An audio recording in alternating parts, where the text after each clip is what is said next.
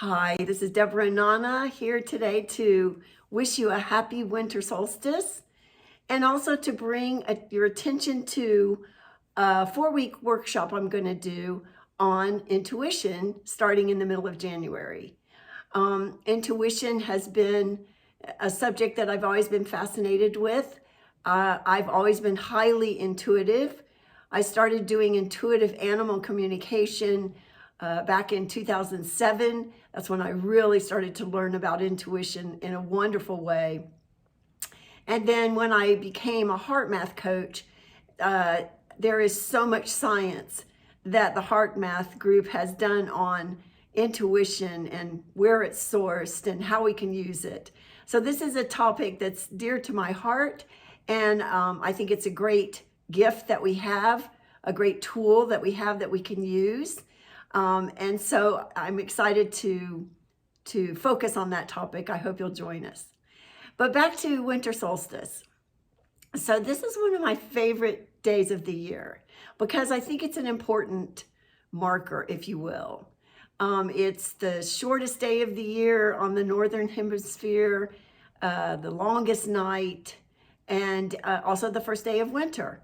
And I love these moments where they're defining, a shift. So from this day forward, the days will start getting longer again. And I was reading up on the history, if you will, of traditions around winter solstice, and I came upon a beautiful story that I never knew before that I want to share with you. Just a very short rendition of it. If you go online, you can find many other renditions of it that are really beautiful. And it's called The Legend of the Dear Mother. And long ago, when our ancestors were not aware that the earth tilts on its axis and, that naturally then the sunlight only hits part of the earth, for a shorter time, they feared at this time of year that the light of the sun was going away.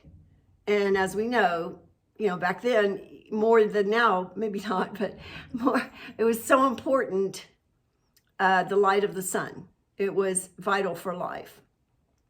So they put in place a lot of practices to call the sun to return. And so on this night, a magical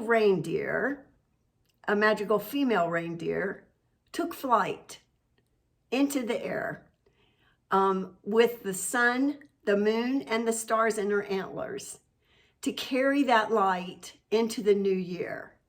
And she pulled the sleigh of the sun goddess.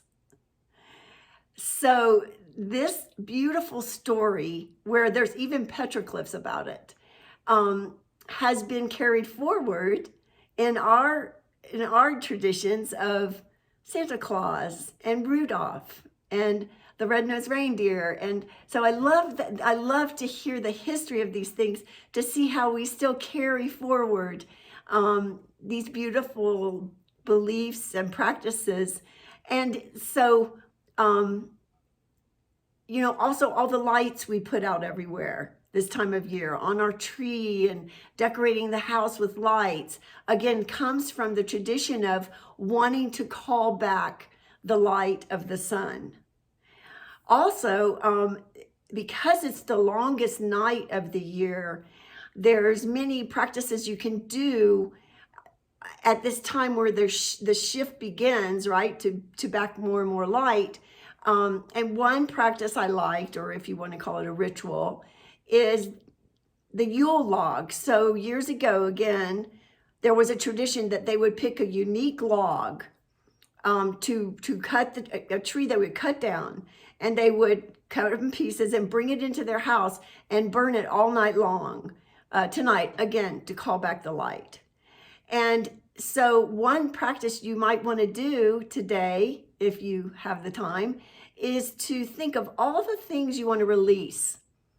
And this kind of goes for us in our practice. We kind of do this also on New Year's Eve, right? When we look at back at the year of what has served us, what hasn't, and then what do we want to bring into the new year.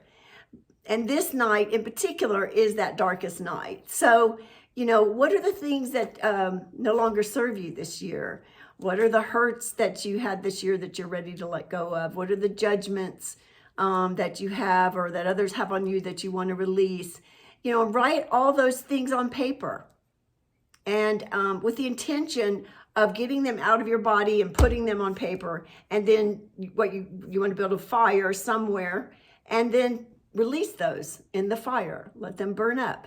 But that's a great practice to do tonight, to honor this moment in our year, this year, that has always been a pivotal moment for our ancestors forever, and to really honor that. I think there's a big energetic shift that takes place as the earth starts to tilt toward the sun again. So I have you have a wonderful day today and a wonderful holiday season, and I hope to see you in January when I start this course. Thank you so much. Bye.